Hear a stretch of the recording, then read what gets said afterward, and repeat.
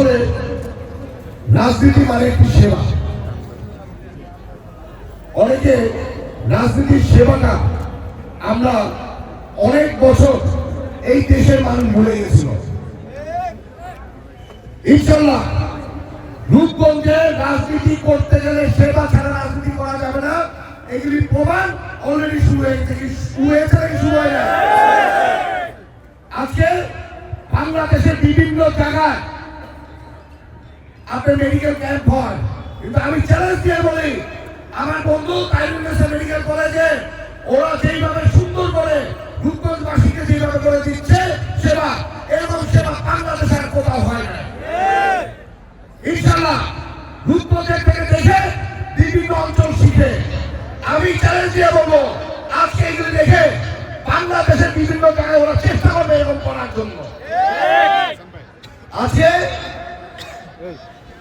আমাদের দেশের যে বেগম খালেদা জিয়া যে মানুষের সাথে ছিল, মানুষের অন্তরে ছিল, এটা প্রমাণ হলো ওনার জানাজা।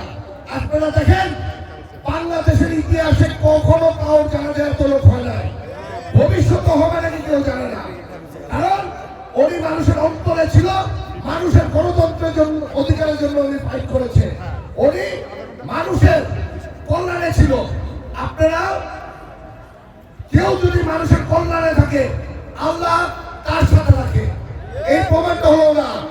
আজকে ওনার সুযোগ্য সন্তান তারেক রহমান সাহেব এই দেশে যেদিন পাড়া দিয়েছে, সেদিন এই দেশের মাটি বলছে 17 বছর পরে এই দেশে গণতন্ত্র এসেছে। আজকে উনি এই দেশে পাড়া দেওয়ার সাথে সাথে এই দেশের মানুষ, আমরা যারা আছি আমাদের বুক ফুলে গেছে। কারণ আমরা জানি অন্যান্য দেশের সাথে আমরা বুক ফুলিয়ে ইনশাল্লাহ কথা বলতে পারবো।